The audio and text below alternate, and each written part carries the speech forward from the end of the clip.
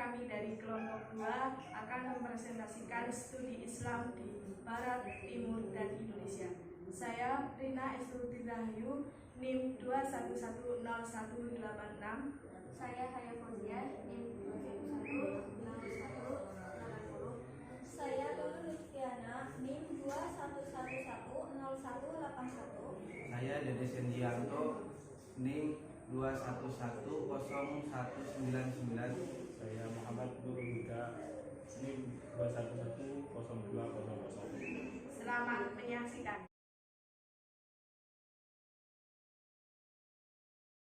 Studi Islam di Barat. Sebagaimana diketahui bahwa sementara ini dikelompokkan sebagai studi Islam antara lain Al-Quran atau tafsir, hadis atau ilmu hadis, fikih atau hukum Islam, teologi atau ilmu kalam, tasawuf, sejarah Islam, filsafat Islam, dan bahasa Arab. Belakangan masuk pula ke dalam studi Islam adalah pembaruan pemikiran Islam, dakwah Islam, pendidikan Islam, politik Islam, dan ekonomi Islam. Semua bidang studi Islam ini telah dipelajari oleh para orientalis barat dengan intensitas yang berbeda-beda. Adapun studi Islam yang dipelajari oleh orientalis barat ini dapat dikemukakan sebagai berikut. Yang pertama adalah bidang tasawuf. Para orientalis barat yang mempelajari bidang tasawuf ini antara lain Arbery dan Zwemmer. Kajian mereka tentang tasawuf ini umumnya ditujukan untuk menempatkan tasawuf Islam sebagai kelas 2 atau hasil menjiplak dari tasawuf yang dikembangkan di kalangan Nasrani. Yang kedua, bidang dakwah. Di antara orientalis yang mempelajari dakwah ini adalah Thomas W. Arnold dalam bukunya yang berjudul The Preaching of Islam. Dalam buku ini sering digambarkan bahwa Islam disebarkan dengan pedang dan cara-cara pemaksaan. Dan yang ketiga dalam bidang pendidikan Islam, yaitu Michel Stanton dengan bukunya The Higher Learning of Islam atau Pendidikan Tinggi Islam, dan Carl Strambill dengan buku pesantren, madrasah, dan sekolah. Dalam buku-buku ini, mereka membicarakan tentang sejarah pertumbuhan dan perkembangan lembaga pendidikan Islam mulai dari tingkat dasar hingga perguruan tinggi, mulai dari yang sederhana hingga yang tinggi seperti kutab, masjid, madrasah, dan observatorium. Terdapat sejumlah tujuan yang ingin dicapai oleh orang barat yang mempelajari Islam. Yang pertama, untuk menarik simpati kalangan umat Islam. Dengan cara mempelajari Islam, diharapkan masyarakat Islam tidak lagi menaruh benci, curiga, atau ragu-ragu menerima kehadiran orang barat. Yang kedua, untuk melemahkan Islam dari dalam. Misalnya dengan cara mengambil kesimpulan yang keliru tentang Al-Quran, Sunnah, dan fikih. Yang ketiga, untuk menunjukkan superioritas mereka sebagai orang barat. Ilmuwan barat, khususnya dalam orientalis, senantiasa merasa bahwa barat adalah guru dalam segala hal, khususnya dalam logika dan peradaban. Yang keempat, untuk memperjuangkan doktrin-doktrin mereka yang tidak boleh dikritik, yaitu antaranya doktrin ini yaitu Al-Quran dalam pandangan Ihsan menurut Barat bukanlah kalam Allah dan Muhammad bukan Rasul Allah. Yang kelima, untuk kepentingan negara tertentu yang menandai kajian tersebut. Yang kedua, studi Islam di Timur. Sejarah perkembangan Islam di Timur dimulai sejak akhir periode Madinah sampai dengan 4 Hijriah. Fase pertama, pendidikan. Islam masih di masjid-masjid dan rumah-rumah dengan ciri hafalan, namun sudah diperkenalkan logika, matematika, ilmu alam, kedokteran, kimia, musik, sejarah, dan geografi. Selama abad ke-5 Hijriah, selama periode Khalifah Abbasiyah, sekolah-sekolah didirikan di kota-kota dan mulai menempati gedung-gedung besar, bukan lagi masjid, dan mulai yang bersifat intelektual, ilmu alam dan ilmu sosial. Berdirinya sistem madrasah di abad 5 Hijriah atau akhir abad 11 Masehi justru menjadi titik balik kejayaan. sebab madrasah dibiayai dan diprakarsai negara. Kemudian madrasah menjadi alat penguasa untuk mempertahankan doktrin-doktrin, terutama oleh kerajaan Fatimah di Kairo. Sebelumnya, di sekolah ini diajarkan kimia, kedokteran, filsafat, diganti hanya mempelajari tafsir, kalam fikih, dan bahasa. Sedangkan matematika hilang dari kurikulum Al-Azhar tahun 1748 Masehi. Memang pada masa kekhalifahan Abbasiyah Al-Ma'mun atau 198 sampai 218 Hijriah atau 813 sampai 833 Masehi.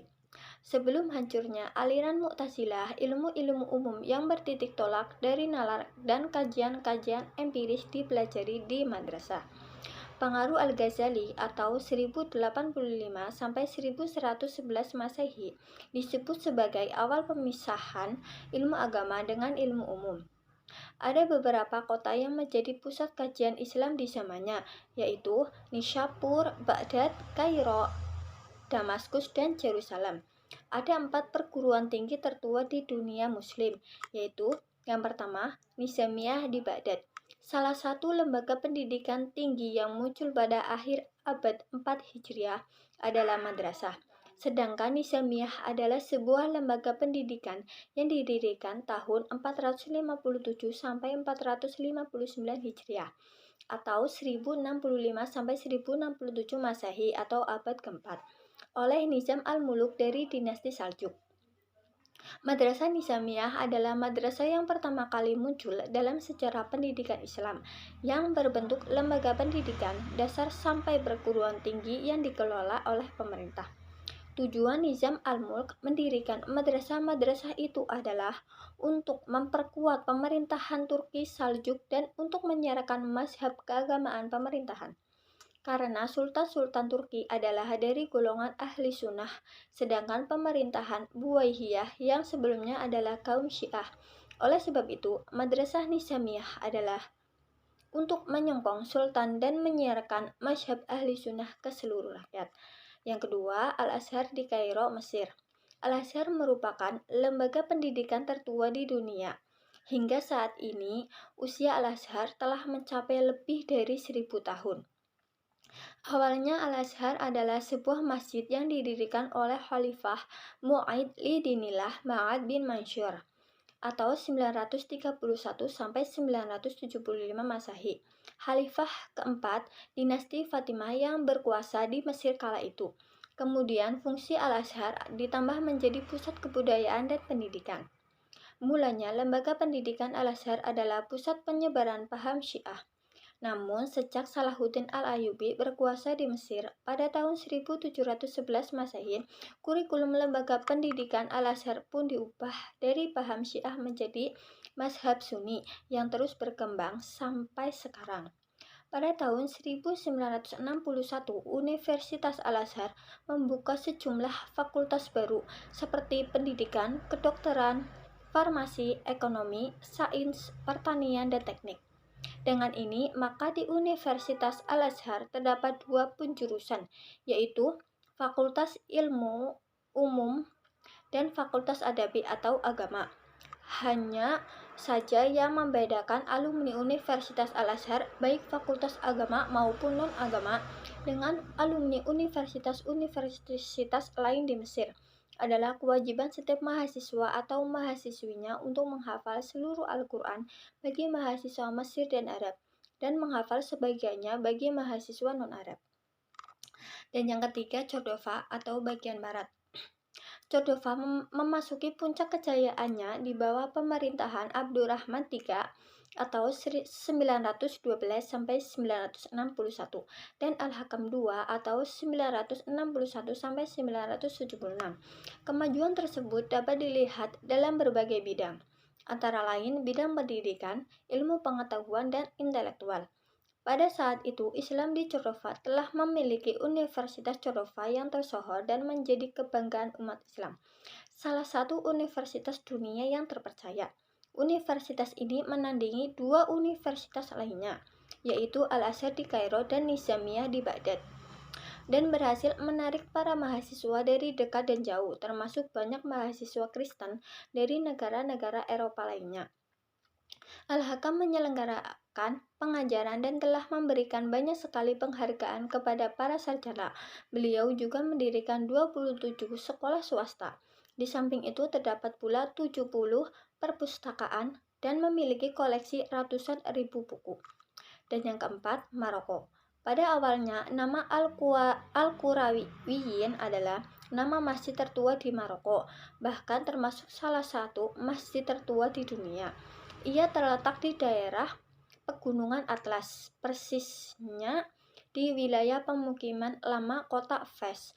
Nama Al-Qurawiyin juga dijadikan sebagai nama Universitas Islam tertua di dunia yang didirikan pada tahun 245 Hijriah atau 857 Masehi untuk pertengahan abad ke-9 Masehi oleh Fatimah Fihriyah, seorang wanita dari kota Kirawan, negara Tunisia. Dari nama kota itulah nama Universitas Qurawiyin diambil. Gedung kampus Al-Qurawiyin yang pertama kali dibangun dengan bangunan yang dindingnya terbuat dari kayu terukir kaligrafi Arab, ciri khas dan budaya Maroko itu. Kini telah dimuseumkan di kota Fes. Universitas Al-Qurawiyin sebagai universitas negeri dengan mahasiswa dari berbagai negara kini mempunyai 4 kampus. Kampus utamanya berada di kota Fes, kota ulama dan kota pelajar Maroko. Kampus kedua terletak di kota Tetouan, dekat perbatasan Maroko-Spanyol. Kampus ketiga terletak di kota Agadir, wilayah Maroko yang di dalamnya banyak lahan pertanian dan peternakan. Dan yang keempat, kampus berada di kota Marrakesh, kota wisata Maroko. Studi Islam di Indonesia. Terdapat 3 bagian studi Islam di Indonesia. Yang pertama, ada kondisi pendidikan pada kerajaan Islam. Di dalamnya, mari kita sebut dengan sub A, pendidikan Islam pada kerajaan Samudra Pasai dan Aceh Darussalam, di mana pada waktu itu banyaklah ulama di Pasai yang membangun pesantren. Yang B, pendidikan Islam di kerajaan Islam Sulawesi Selatan. Pada tahap awal merupakan pesantren atau surau dengan model lama sebagaimana yang terdapat di Sumatera dan Jawa. C, pendidikan Islam di Maluku. Pada tanggal 11 Juli 1951 Masehi, jumlah madrasah tingkat ibtidaiyah yang berada di Maluku Utara sebanyak 44 buah. D, pendidikan Islam pada kerajaan Demak, Pajang, dan Mataram. Pendidikan Islam yang berlangsung di Mataram beriringan dengan kegiatan dakwah Islam yang para ulama dan wali. Yang E, pendidikan Islam di Kalimantan, di mana madrasah yang termasyhur adalah Madrasah Perguruan Tinggi atau Asul Haniyah di Sambas pada tahun 1920. Yang kedua, ada keadaan pendidikan Islam di zaman Belanda. Sikap kolonial Belanda terhadap pendidikan Islam bisa dilihat lebih lanjut dari kebijakannya yang sangat diskriminatif, baik secara sosial, ras, anggaran, maupun kepemilikan terhadap agama. Diskriminan ras terlihat jelas pada klarifikasi sekolah di Indonesia. Pada tingkat dasar, pemerintah membuka sekolah-sekolah yang diberlakukan menurut ras dan keturunan, seperti Europese Lager School atau ELS untuk anak-anak Eropa, Hollandsieners untuk anak-anak Cina dan keturunan Asia Timur, Holland School yang kemudian disebut Selah Bumi Putra untuk anak-anak pribumi terdiri dari kalangan ningrat, dan terakhir English School yang disediakan untuk anak-anak pribumi dan pada umum. Terdiri 3 sikap yang ditempuh umat Islam dalam merespon kebijakan Belanda. Yang pertama, ada kelompok yang mengisolasi diri atau non-kooperatif dalam kebijakan Belanda. Yang kedua, ada kelompok yang bersifat akomodatif secara selektif dan proporsional. Yang ketiga, ada kelompok yang sepenuhnya mengambil model pendidikan Belanda. Nah, yang terakhir dari 3 bagian studi Islam di Indonesia, yaitu keadaan pendidikan Islam di zaman Jepang. Sebagaimana yang dilakukan oleh Belanda di Indonesia, tidak menjamin bangsa Belanda di Indonesia telah berbuat banyak hal terhadap pendidikan Islam. Sebaliknya, Jepang yang berada di Indonesia dalam waktu singkat telah memberikan pengaruh pendidikan Islam.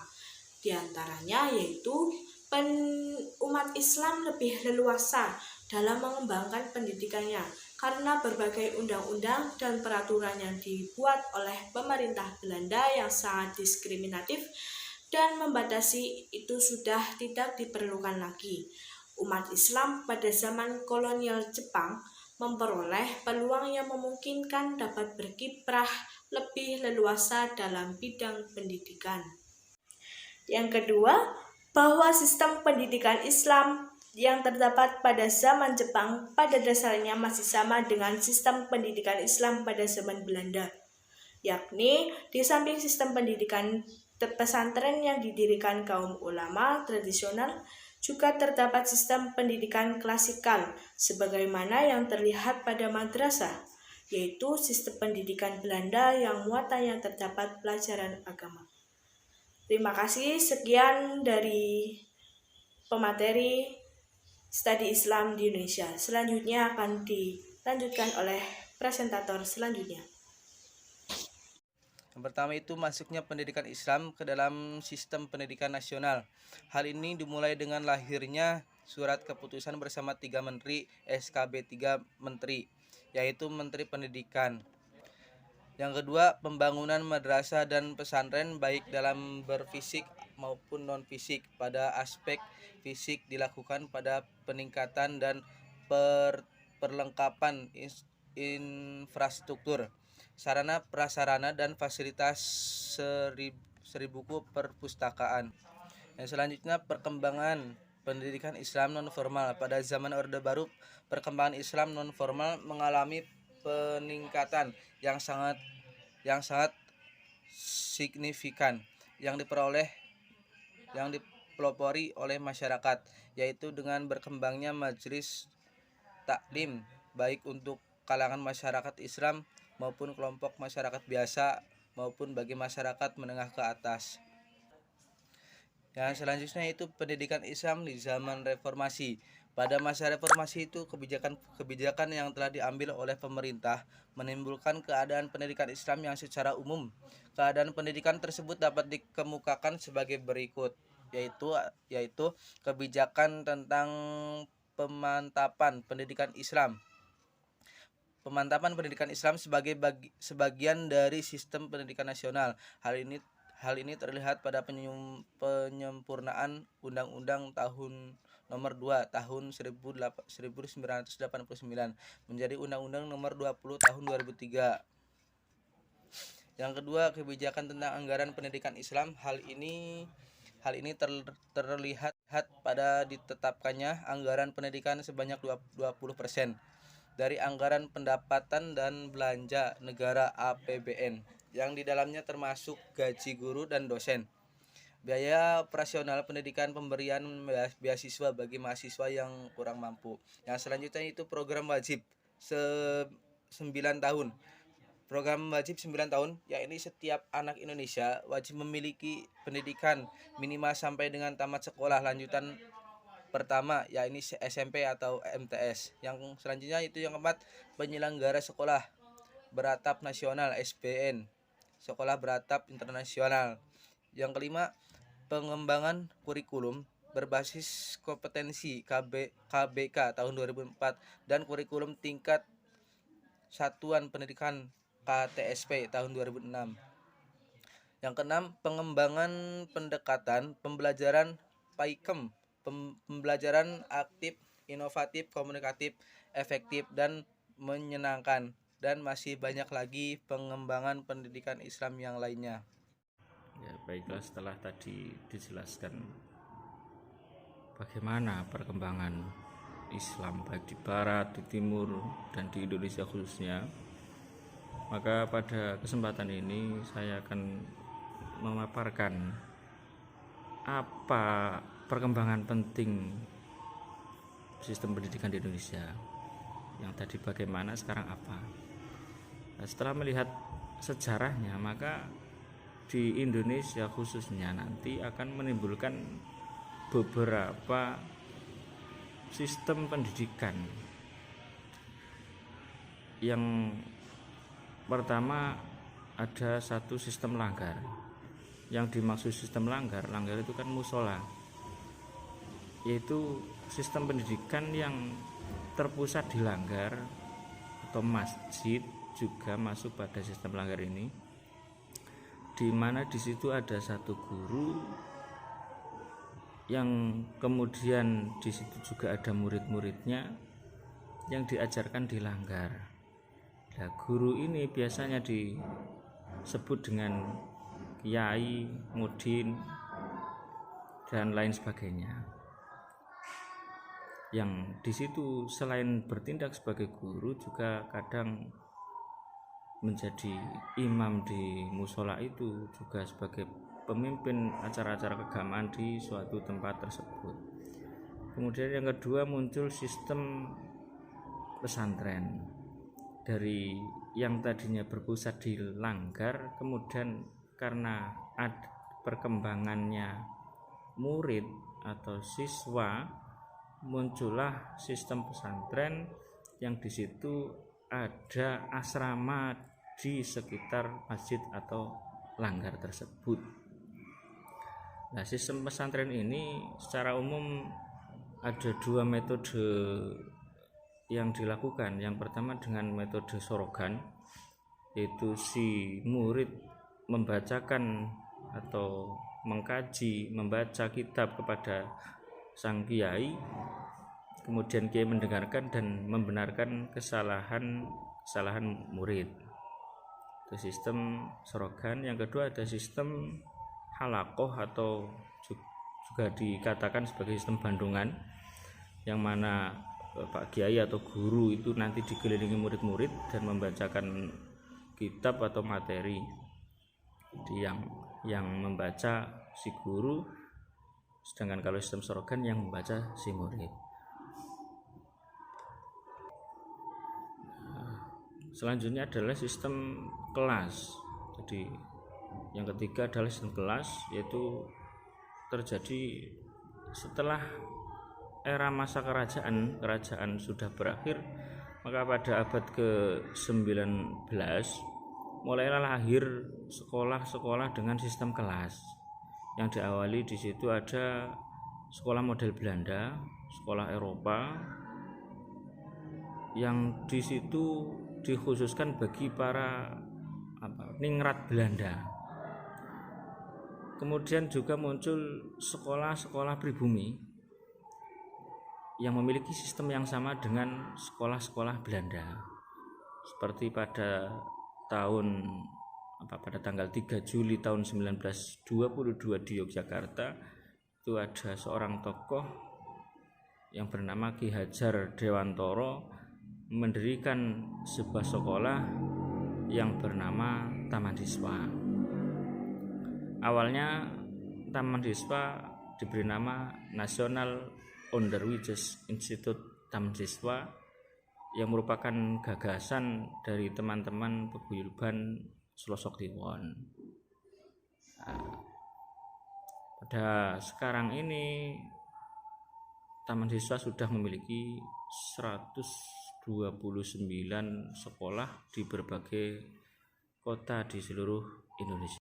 Selanjutnya adalah sistem pendidikan perguruan tinggi, yang mana perguruan tinggi sebenarnya adalah sudah menjadi keinginan atau cita-cita cendekiawan muslim pada masa kolonial, tapi kemudian baru terbentuk pada tahun 1945 dengan diawali terbentuknya Panitia Perencana Perguruan Tinggi pada bulan April 1945 untuk Panitia Perencana Sekolah Tinggi Islam, yang diketuai oleh Dr. Andes Muhammad Hatta, dan anggota-anggotanya antara lain Ki Haji Mas Mansur, Ki Haji Ahmad Musakir, Ki Haji Raden Kafrawi, dan lain-lain. Sehingga setelah persiapan dirasa cukup, pada tanggal 8 Juli 1945 atau bertepatan dengan 27 Rajab 1364 Hijriah, bertepatan dengan Isra Mi'raj Nabi Muhammad SAW, diadakan upacara pembukaan resmi Sekolah Tinggi Islam atau STI di Jakarta. Lalu kemudian pada masa setelah proklamasi sempat terjadi perpindahan ibu kota yang tadinya berada di Jakarta berpindah ke Yogyakarta. Nah, STI yang tadinya di Jakarta juga ikut berpindah ke Yogyakarta, dan di Yogyakarta berganti nama menjadi Universitas Islam Indonesia atau yang kita kenal dengan UII. Nah, UII sendiri pada masa itu ada 4 fakultas, yaitu Fakultas Agama, Fakultas Hukum, Fakultas Ekonomi, dan Fakultas Pendidikan. Lalu pada awal-awal abad 20 muncullah sekolah-sekolah model Belanda yang didirikan oleh organisasi-organisasi Islam seperti Nahdlatul Ulama, Muhammadiyah, Jamaatul Khair, dan lain-lain. Sehingga pada tahun 1916 Nahdlatul Ulama membuka madrasah salafiyah di Tebu Ireng, yang di situ sudah memasukkan kurikulum menulis huruf Latin. Disusul kemudian Muhammadiyah mendirikan 4 sekolah yang sistem pendidikan Belanda di Yogyakarta pada tahun 1923. Selain itu di Jakarta juga muncul sekolah HIS atau Holland Inland School. Fakultas Agama di UII tadi kemudian berubah atau dinegrikan.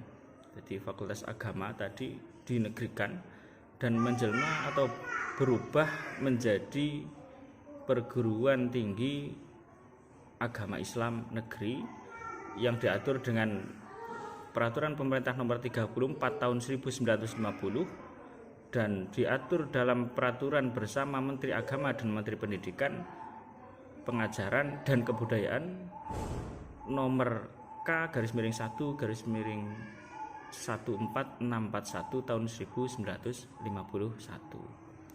Nah, itulah tadi sistem pendidikan atau pentingnya. Apa yang terpenting dari perkembangan pendidikan Islam di Indonesia.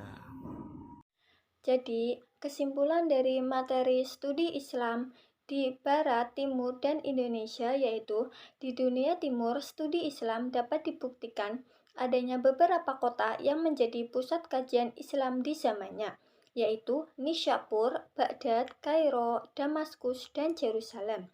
Ada 4 perguruan tinggi tertua di dunia Muslim, yaitu Nizamiyah di Baghdad, Al-Azhar di Kairo, Mesir, Cordova atau bagian barat, dan Kairouan Amir Nizam Al-Muluk di Maroko. Selanjutnya, dalam dunia barat dapat kita lihat banyaknya bermunculan para pemikir-pemikir tentang studi, baik itu masalah agama maupun ilmu umum.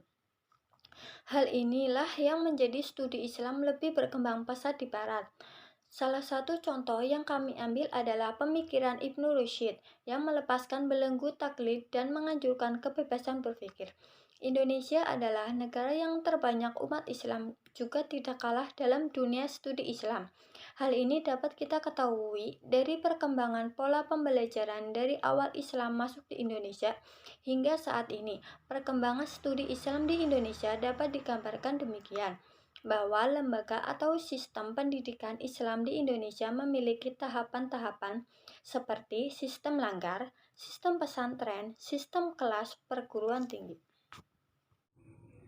Demikian presentasi dari kami, kurang lebihnya mohon dicukupkan. Banyak kesalahan untuk dimaafkan, semoga bermanfaat. Assalamualaikum warahmatullahi wabarakatuh.